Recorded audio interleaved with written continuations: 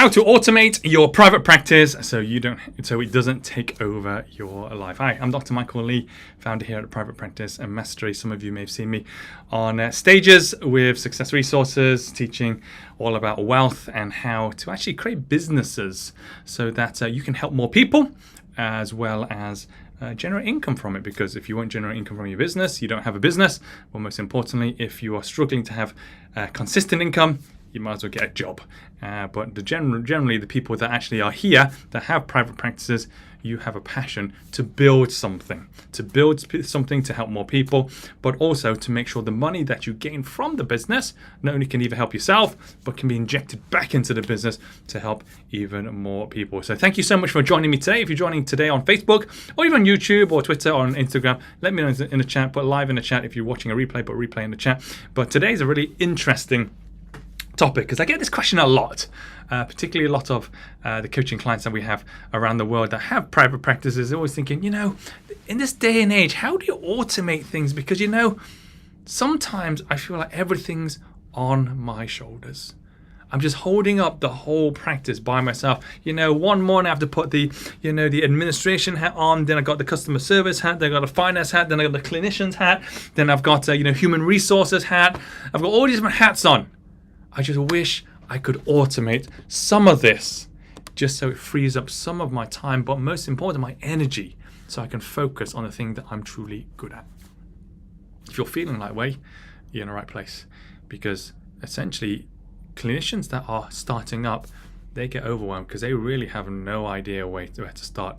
And when they have no idea where to start, it creates chaos. When it creates chaos, guess what? They lose clarity. And they lose clarity, they actually then start asking the question, why did I even start doing this in the first place?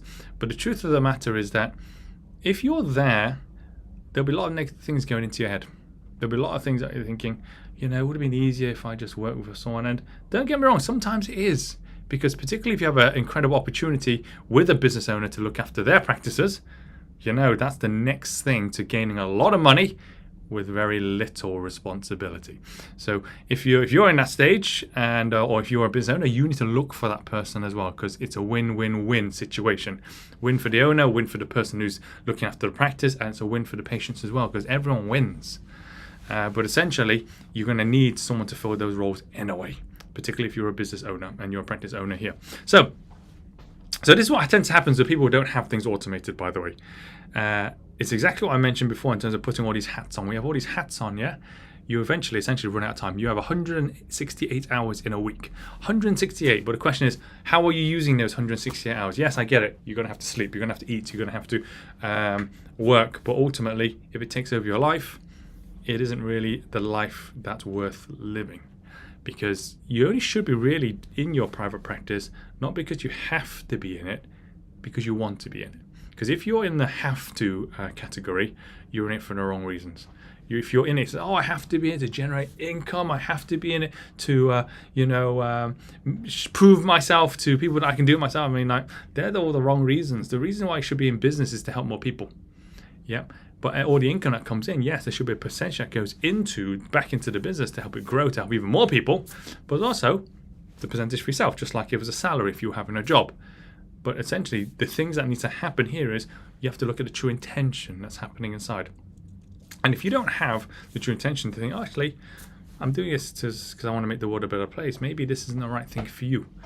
But if it is your intention, you better make sure you have the right people in place, because this is what automation is all about. Yes, you will need, if you have a private practice, the first thing you need is clinicians.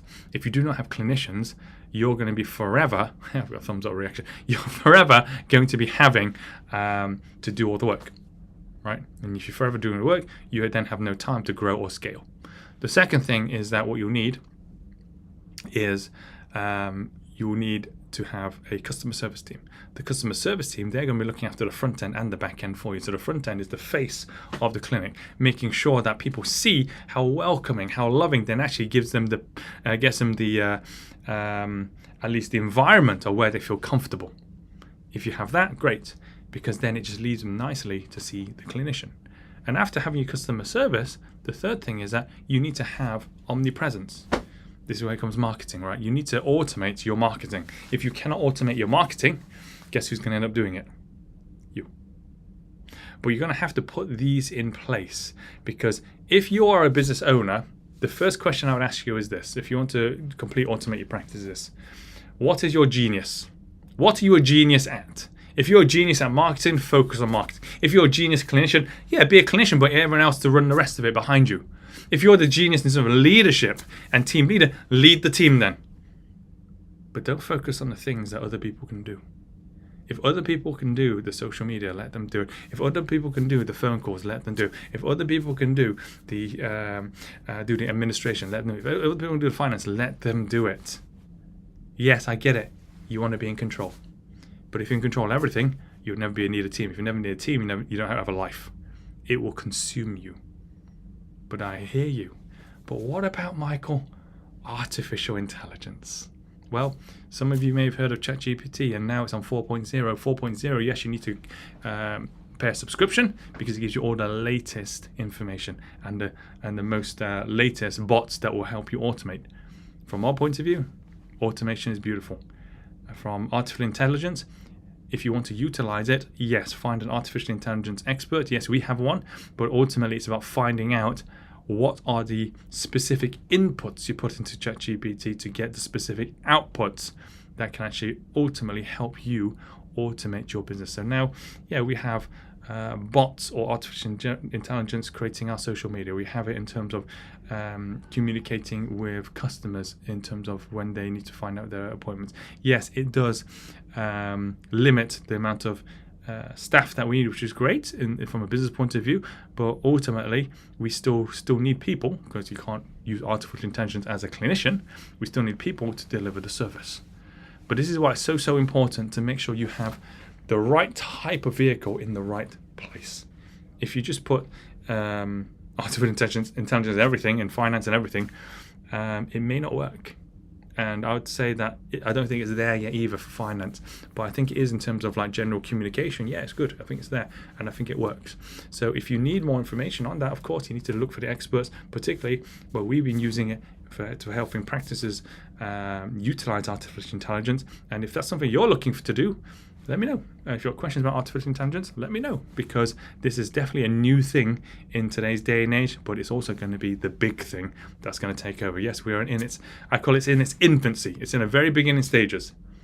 But if you hop on it now, you're going to be so many steps ahead of everyone else, particularly when you're competing against other practices, because when you have artificial intelligence, it will do all the heavy lifting for you if you know how to use it properly. So I really hope that you've learned a lot today, particularly that you do not need to put all the hats on. Focus on the thing that you are a genius at. Make sure you do a lot of that and get other people to do the other things that you're not a genius at. Use artificial intelligence the best you can, particularly as it's the way forward in the future of technology. But other than that, if you've got questions, let me know in the chat. If you need any more help, or if you want to book a call with one of our experts in terms of how we can help you grow and scale your practice, let me know. I'll be honest with you, we're not looking for people who are starting up their practices, because we need to find the people that have already started, that are generating around $10,000, euros, pounds per month. And once we've got those types of people, we truly know where you are, because we're the experts of getting you from that 10,000 a month to $1 million a month. So we can help you with that, particularly if you want to grow and scale your business. So thank you so much for joining me today. If you have any questions, let me know. I'm Dr. Michael Lee, and I look forward to seeing you next week. Bye for now.